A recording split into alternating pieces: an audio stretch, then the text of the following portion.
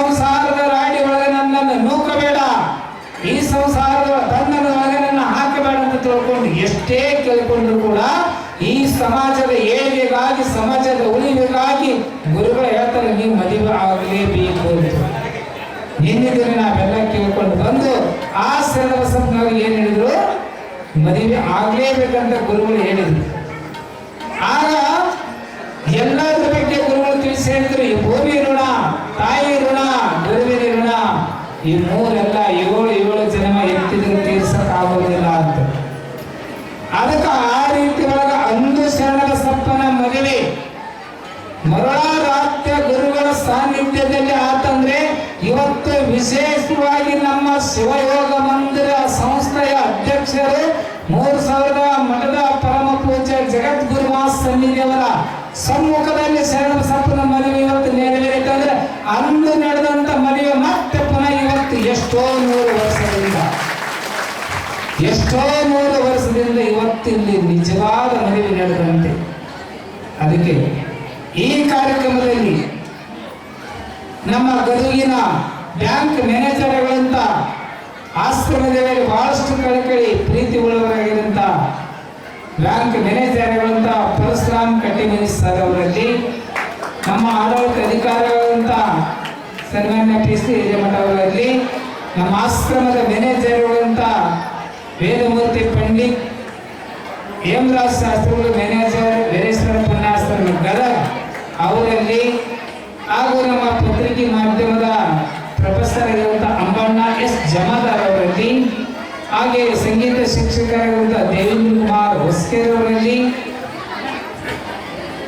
ಈ ರೀತಿ ಒಳಗ ಅಂಬರೀಶ್ ಪಟ್ನೇಕಲ್ ಸಂಗೀತ ಯುವ ಗಾಯಕ, ಲಿಂಗಲಬಂಡಿ ಹನುಮಂತ ಕುಮಾರ್ ಗವಾಯಿಗಳು,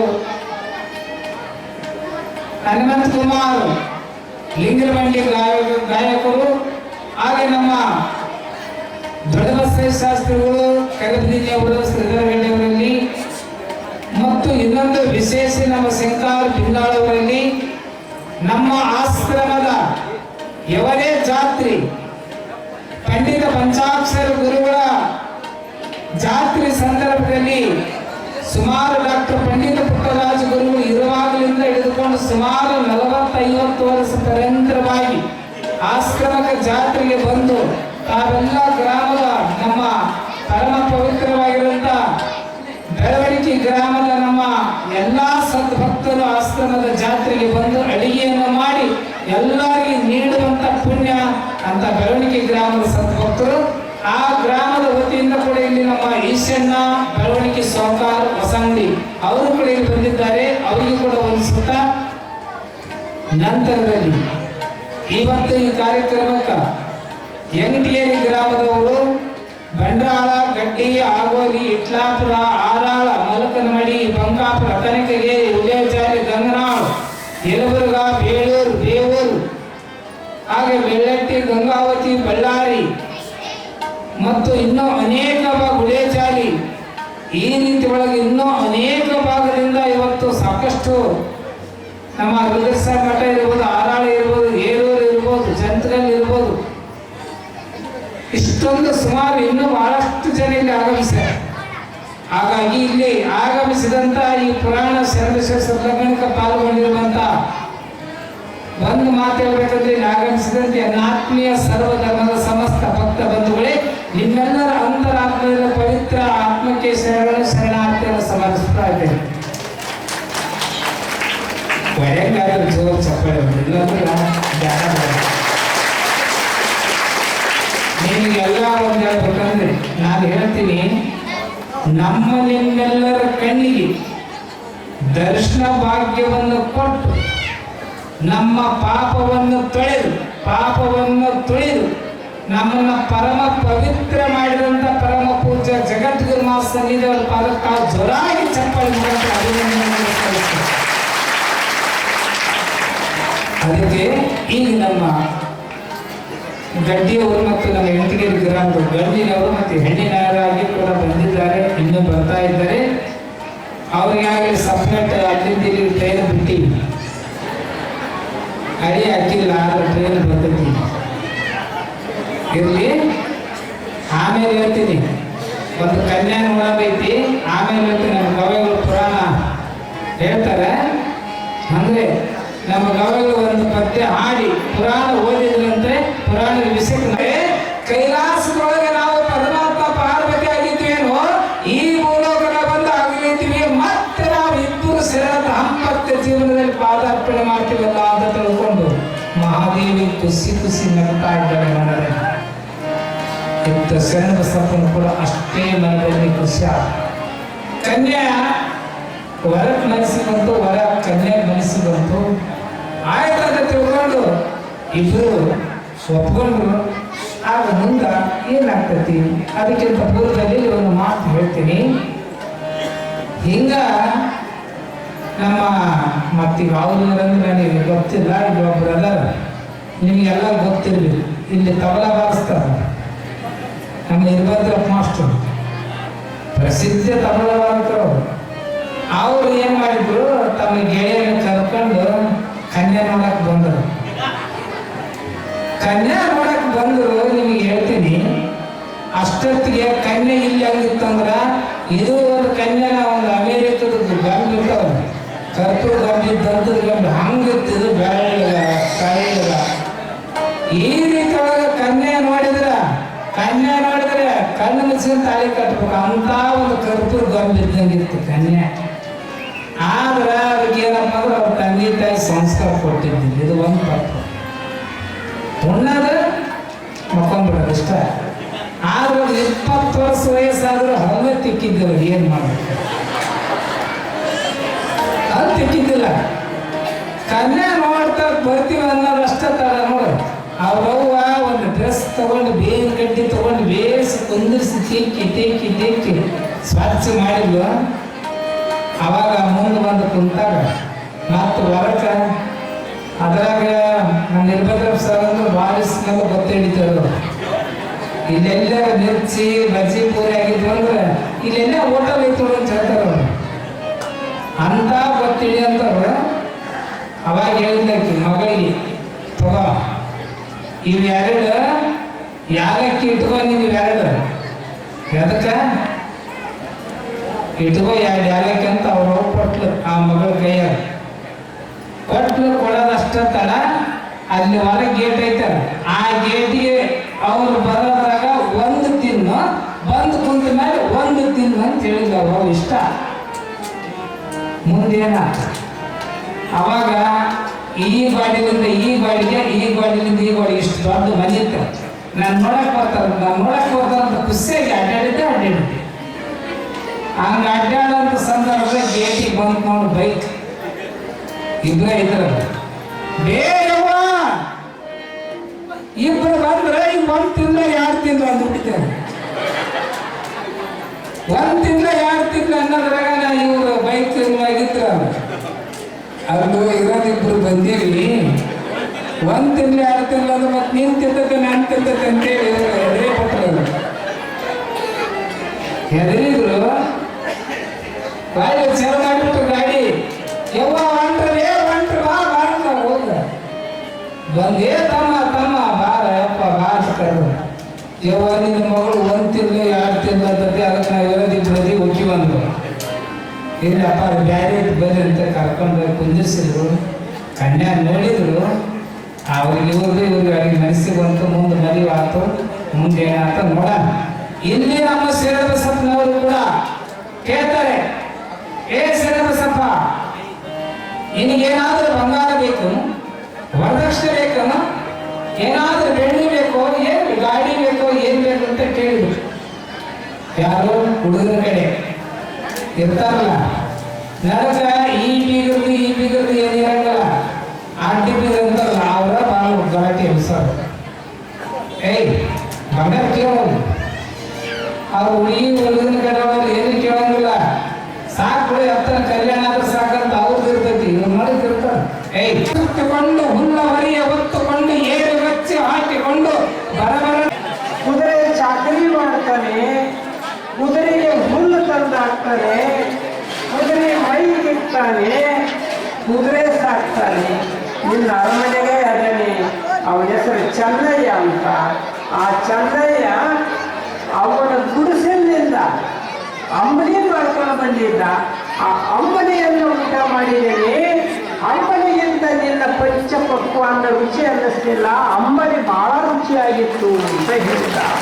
ಅವರು ನೆರವೇರಿಸಿಕೊಡ್ತಾರೆ. ಶ್ರೀ ಗುರು ಕುಮಾರೇಶ್ವರ ಮಹಾರಾಜ್ ಕಿ, ಶರಣ ಬಸವೇಶ್ವರ ಮಹಾರಾಜ್ ಕಿ, ಸಾಂಬ ಜೈ ನಮ ಪಾರ್ವತಿ. ಈಗ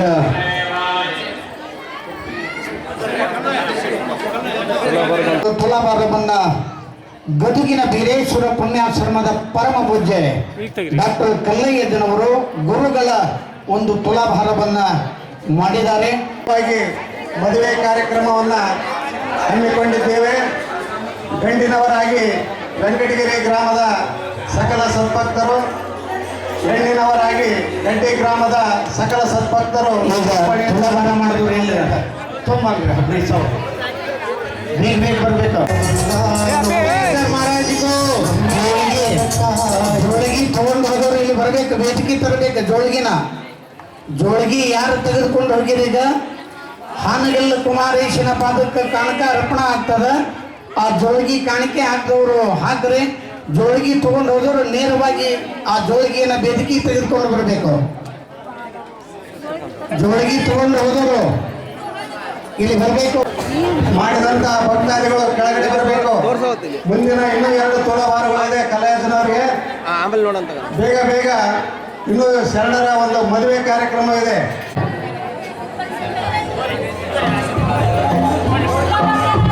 ಮುಂದಿನ ತಯಾರಿ ಬಸಯ್ಯ ಕಲ್ಲೂರು ಮತ್ತು ವೀರಯ್ಯ ಕಲ್ಲಯ್ಯಜ್ಜನವರು ತುಲಾಭಾರ ಸೇವೆ ಮಾಡುವ ಭಾಗ್ಯ ನಮ್ಮದಾಗಿ ಗುರುವಿನ ಸ್ಮರಣೆ ಮಾಡುವುದು.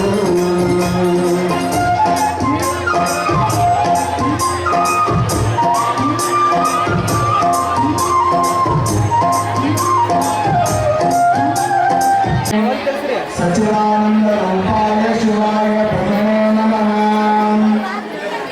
ಹರಂ ಶಿವ ಶಿವ ಸಂವರಾತ್ಮಾಯ ಪ್ರವರ್ಧಮಾನಸ್ಯ ಆದೇಂ ಬ್ರಹ್ಮೋದಯ ಏಕಾದಶಿ ಶ್ವೇತವರಹಾಕಲ್ಪನೇಂ ವೈವಸ್ವತಂ ಮಂದರೇಂ ಕಲಿಯುಗೆ ಬ್ರಹ್ಮೋದಯಂಬೋ ಕಿರೀಟೇಂ ನಿರ್ದಕ್ಷಿಣ ವಿಭಾಗೇಂ ವರದಕನ್ಯಂ ವರದವರಿಷೇಂ ಗಂಡಕಾರುಣ್ಯಾಂ ಗೋದಾವರಿಹಾಂ ದಕ್ಷಿಣಪೂರ್ವೇಶಾಲಿ ವಾರಣಾಸಿಗೇಂ ಭೌಗೋಳಕಾವೇ ಶ್ರೀಧರಸ್ಯ ಪಶ್ಚಿಮಪ್ರದೇಶೇಂ ಬ್ರಹ್ಮಕಲ್ಲಕಾಮೇ ವ್ಯವಹಾರಿಕಾಂ ಚಂದ್ರಮಾನ್ಯ ಸೃಷ್ಟಿ ಸಮವಸ್ತ್ರಾಮಸ್ತರೇಂ ಶ್ರೀಮಾಭಾಷಾಲಿ ವಾರಣಾಸಿಗೇಂ 1945 ಶುಭಕೃತನಾಮ ಸಂವತ್ಸರೇಂ ವಿಶ್ವಮಾಸೇಂ ಶುಭದಿತೋ ಶುಭನಕ್ಷತ್ರೇ ಶುಭವಾರೇಂ ಓಂ ಸೋಮವಾಸರೆ ಶ್ರೀ ಮಹಾರಾಷ್ಟ್ರೇ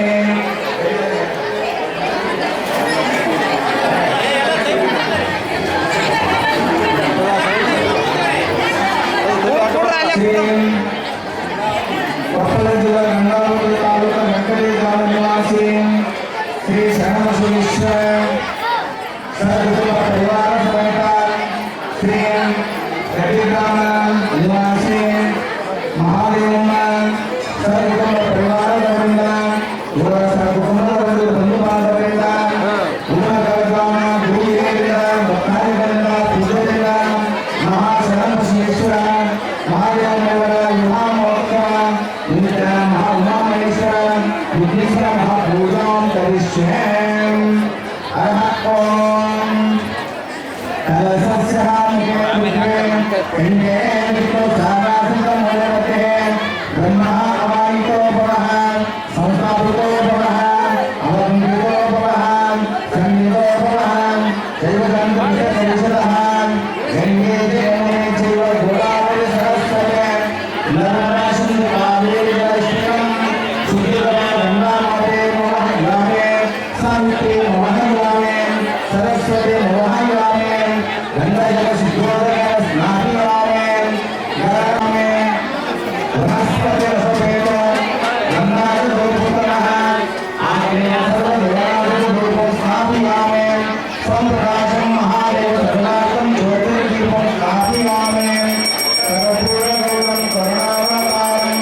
ಸಂಸಾರ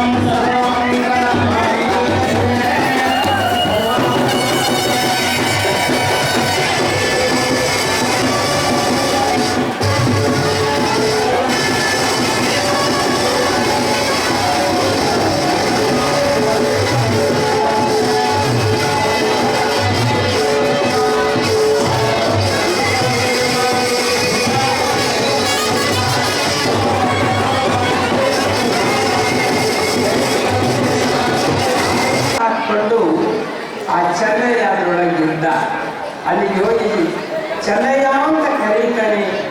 ಆ ಚೆನ್ನಯ್ಯ ಹೊರಗೆ ಬಿಸಿಲಿನಿಂದ ಹೊರಗೆ ಬಂದು, ನನ್ನ ಒಡೆಯ ರಾಜ, ನಿನ್ನಿಂದ ನಾನು ಬದುಕಿದ್ದೇನೆ, ನೀವು ಇಲ್ಲಿ ತನಕ ಬರುವುದೇ?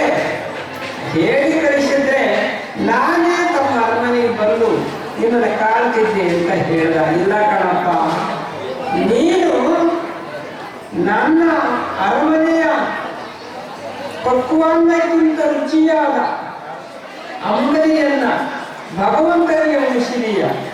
ನನ್ನ ಭಕ್ತಿಯಿಂದಲೂ ನಿನ್ನ ಭಕ್ತಿ ಶ್ರೇಷ್ಠ. ಅದಕ್ಕೆ ನನ್ನ ಅರಮನೆಗಿಂತ ನೀನು ಗುಡಿಸಲು ಶ್ರೇಷ್ಠ ಅಂತೇಳಿ ನೀನು ನಿತ್ಯ ನಾನು ಬಂದಿದ್ದೀನಿ ಅಂತ ಹೇಳ್ತಾರೆ.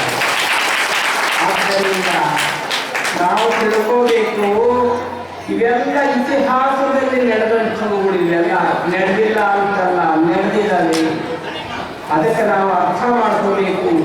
ಒಂದು ಧರ್ಮ ಸಮೃದ್ಧವಾಗಬೇಕಾದರೆ, ಒಂದು ಧರ್ಮ ಪರಿಪೂರ್ಣವಾಗಬೇಕಾದರೆ ಅಲ್ಲಿ ಭಕ್ತಿಯ ಗಂಗೆಯನ್ನ ಹರಿಸಬೇಕು. ಭಕ್ತಿಯ ಗಂಗೆಯನ್ನ ಹರಿಸಿದರೆ ಧರ್ಮ ಚಿಗುರೊಡೆದು ಬೆಳೀತದೆ. ಆದ್ದರಿಂದ ಅಂತಹ ಧರ್ಮ, ಭಕ್ತಿಯಿಂದಲ ಧರ್ಮ ಅದು ಶುಷ್ಕವಾದದ್ದು. ಒಣ ನೆಲದಲ್ಲಿ ಬೇಸಾಯ ಮಾಡಿದರೆ ಏನೂ ಬರೋದಿಲ್ಲ. ಅಲ್ಲಿ ಮಳೆಯಾಗಿರಬೇಕು, ರಸ ಗೊಬ್ಬರವನ್ನು ಹಾಕಿರಬೇಕು, ಆವಾಗ ಫಸಲು ಚೆನ್ನಾಗಿ ಬರ್ತದೆ. ಹಾಗೆ ಈ ಧರ್ಮವೆಂಬತಕ್ಕಂತಹ ಭೂಮಿಯಲ್ಲಿ ನಾವು ಕೃಷಿ ಮಾಡಬೇಕಾದ್ರೆ ಭಕ್ತಿ ಎಂಬ ಗಂಗೆಯನ್ನ ಅಲ್ಲಿ ಹರಿಸಿ ಶ್ರದ್ಧೆ ನಿಷ್ಠೆ ಎಂಬ ಬೀಜವನ್ನು ಬಿತ್ತಿದರೆ ಆ ಧರ್ಮ ಹುಲ್ಸಾಗಿ ಬೆಳೀತದೆ. ಆದ್ದರಿಂದ ನಾವೆಲ್ಲರೂ ಧರ್ಮದ ಆರಾಧಕರಾಗಬೇಕು. ಈ ಜಗತ್ತಿನಲ್ಲಿ ಧರ್ಮ ಇಲ್ಲದೆ ಇರುವಂತ ವ್ಯಕ್ತಿ ಯಾರೂ ಇಲ್ಲ ಈ ಜಗತ್ತಿನಲ್ಲಿ. ಅಮೆರಿಕಕ್ಕೆ ಹೋಗ್ತೀರಾ, ಇಂಗ್ಲೆಂಡ್ಗೆ ಹೋಗ್ತೀರಾ, ಫ್ರಾನ್ಸ್ ಜರ್ಮನಿಗೆ ಹೋಗ್ತೀರಾ, ಮತ್ತು ಸಿಂಗಾಪುರ್ಗೆ ಹೋಗ್ತೀರಾ, ಥೈಲ್ಯಾಂಡ್ಗೆ ಹೋಗ್ತೀರಾ, ನೀನು ಯಾವ ದೇಶಕ್ಕಾದ್ರೂ ಹೋಗಿ, ಶ್ರೀಲಂಕಾಕ್ಕೆ ಹೋಗ್ತೀರಾ, ಯಾವ ದೇಶಕ್ಕೆ ಹೋದ್ರೂ ಕೂಡ ಅಲ್ಲಿ ಧರ್ಮ ಇವೆ, ಧರ್ಮವನ್ನು ಆಚರಿಸುವ ವ್ಯಕ್ತಿಗಳಿದ್ದಾರೆ. ಇಡೀ ಜಗತ್ತೇ ಧರ್ಮಮಯವಾಗಿ ತುಂಬಿ ತುಳುಕ್ತದೆ. ಆದ್ದರಿಂದ ನಾವು ಧರ್ಮವನ್ನು ಮಾಡಿದವರಿಗೆ ಮಾತ್ರ ನಿಜವಾದಂಥ ಮೋಕ್ಷ, ಧರ್ಮ ಆಚರಿಸಿದವರಿಗೆ ಮಾತ್ರ ನಿಜವಾದ ಮಾನಸಿಕ ಶಾಂತಿ ಮತ್ತು ಸ್ಥೈರ್ಯ. ಧರ್ಮ ಇರಲಿದ್ದರೆ ಆ ಮನುಷ್ಯ ಒಣ ಭೂಮಿಗೆ ಸಮಾನವಾಗ್ತಾನೆ. ಆದ್ದರಿಂದ ನಾವೆಲ್ಲರೂ ಕೂಡ ತೈಲ ಗೊಬ್ಬರದಿಂದ ಫಲವತ್ತಾದ ಧರ್ಮವೆಂಬ ಭೂಮಿಯ ಮೇಲೆ ನಾವೆಲ್ಲರೂ ಕೂಡ ನಮ್ಮ ಜೀವನದ ಸೌಧವನ್ನು ಕಟ್ಕೋಬೇಕು, ಫಸಲನ್ನು ಬೆಳೆಯಬೇಕು. ಆವಾಗ ನಿಜವಾದ ಮನುಷ್ಯತ್ವ, ಮನುಷ್ಯ ಜನ್ಮ ಸಾರ್ಥಕವಾಗ್ತದೆ. ಮನುಷ್ಯತ್ವದ ಜಾಗೃತಿ ಇರುವುದೇ ಧರ್ಮದ ಆಚರಣೆಯಲ್ಲಿ. ಆದ್ದರಿಂದ ಇಂಥ ಧರ್ಮಾಚರಣೆ ಬಹಳ ಶ್ರೇಷ್ಠವಾದದ್ದು. ಈ ಶರೀರ ಇದೆಯಲ್ಲ, ಮಹಾತ್ಮ ಗಾಂಧಿ ಹೇಳ್ತಾರೆ ಒಂದು ಮಾತನ್ನು. ಏನ್ ಹೇಳ್ತಾರೆ ಗಾಂಧೀಜಿ? ನೋಡಪ್ಪ, ಈ ಶರೀರ ಇದೆಯಲ್ಲ, ಇದು ಒಂದೇ ಶರೀರ ಅಲ್ಲ ನಿಮಗಿರೋದು, 3 ಶರೀರಗಳಿವೆ. ನಾವು ನೀವೆಲ್ಲ ಕೂತಿದ್ದೀವಲ್ಲ, ನಮಗೆಲ್ಲ 3 ಶರೀರ. ಒಂದು ಕಣ್ಣಿಗೆ ಕಾಣುವಂತಹ ಶರೀರ, ನೀವೆಲ್ಲ ಇದ್ದೀರಲ್ಲ, ಕಣ್ಣಿಗೆ ಕಾಣುವ ಶರೀರ. ನಾವು ಕಲೆಯರು ಎಲ್ಲ ಕಣ್ಣಿಗೆ ಕಾಣುವ ಶರೀರ ಇದು ಒಂದಾದರೆ, ನಮ್ಮ ಒಳಗಡೆ ಮತ್ತೊಂದು ಶರೀರ, ಅದು ಮನಸ್ಸೆಂಬ ಶರೀರ.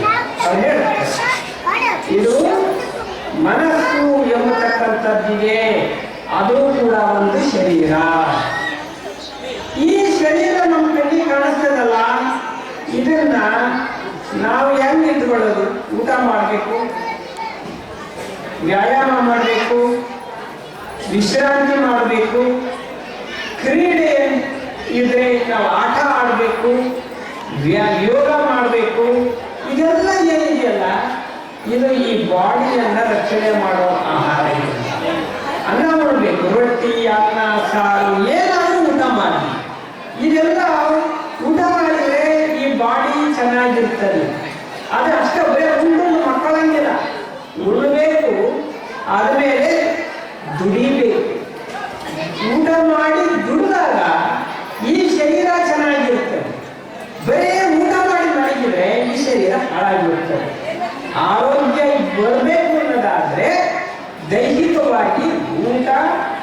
ವ್ಯಾಯಾಮ, ವಿಶ್ರಾಂತಿ ಇವಿಷ್ಟು ಕೂಡ ಬೇಕು.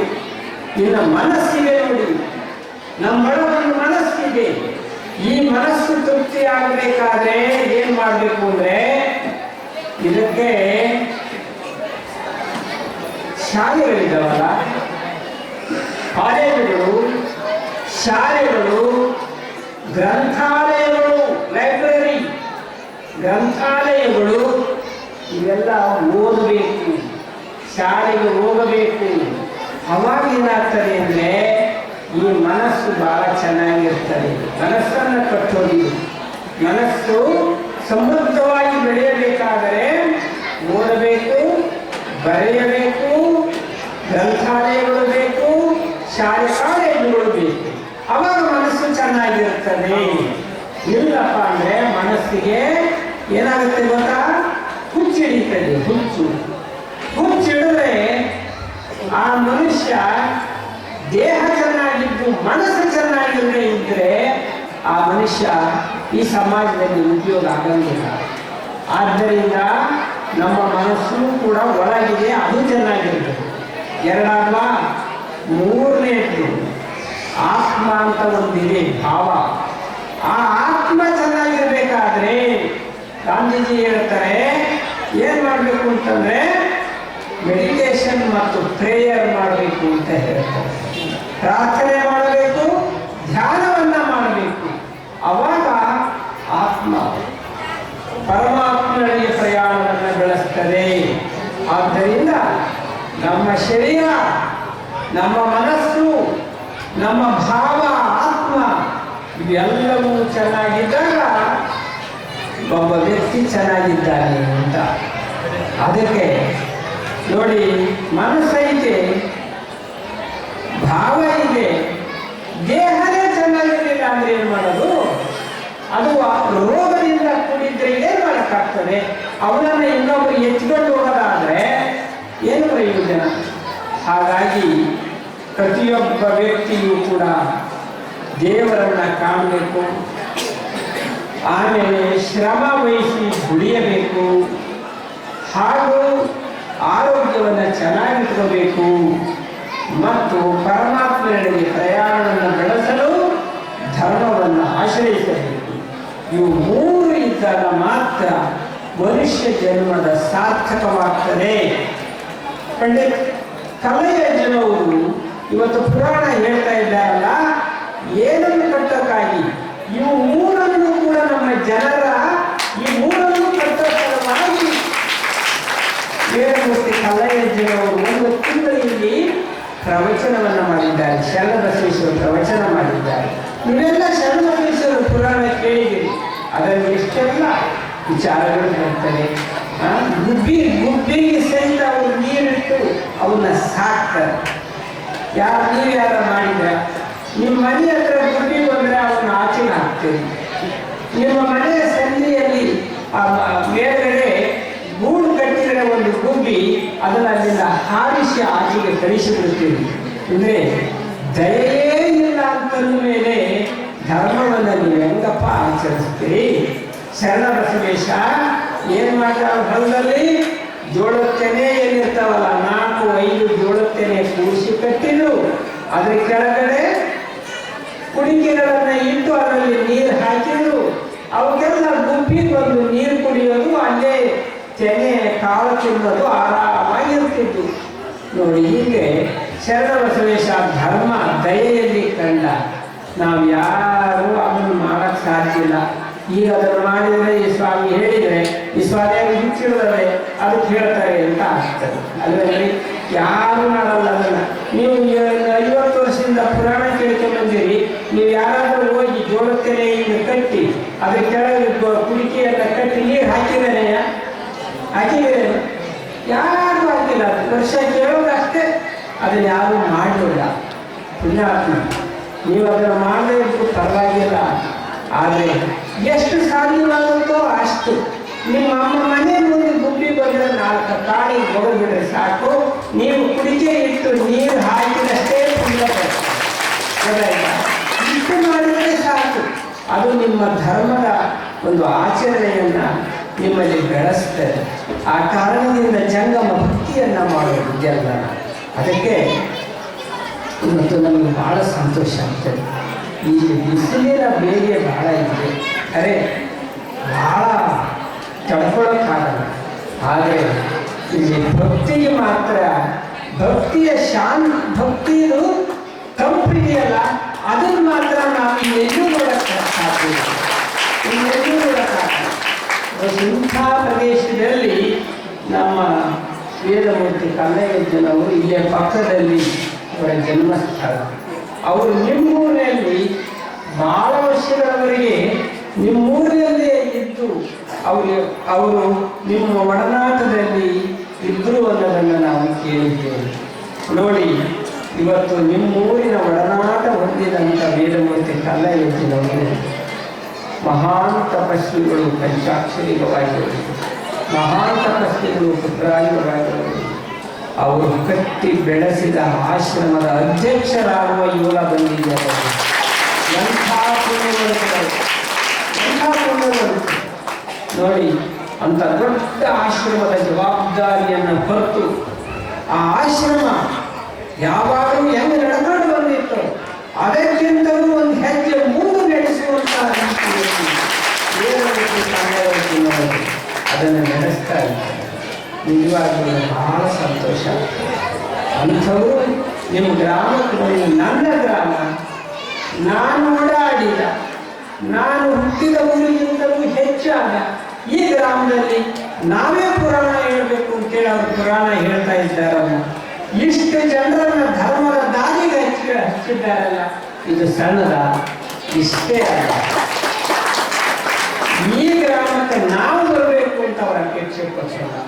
ಅಂದರೆ ಕುಮಾರಶ್ರೀಗಳವರ ಮಠಕ್ಕಾಚವರು ಇದ್ದಾರೆ, ಅವರನ್ನು ಕರೆಸಬೇಕು ಅಂತ ನಾವು ಕೂಡ ಬಂದಿದ್ದೇವೆ. ಇದೆಲ್ಲ ಇಡೀ ಆಶ್ರಮನೇ ಇಲ್ಲಿ ಬಂದು ನಿಂತಿರ್ತಾರೆ. ಎಲ್ಲ ಆಶ್ರಮದ ಮ್ಯಾನೇಜರ್ ಬಂದಿದ್ದಾರೆ. ಯಾರು? ಹೇಮರಾಜ ಶಾಸ್ತ್ರಿಗಳು. ಹೇಮರಾಜ ಶಾಸ್ತ್ರಿಗಳು 30 ವರ್ಷ ನಮ್ಮ ನಾಡಿನ ತುಂಬ ಪುರಾಣ ಪ್ರವಚನ ಮಾಡಿದವರು ಹೇಮರಾಜ ಶಾಸ್ತ್ರಿಗಳು. ಅದೆಲ್ಲ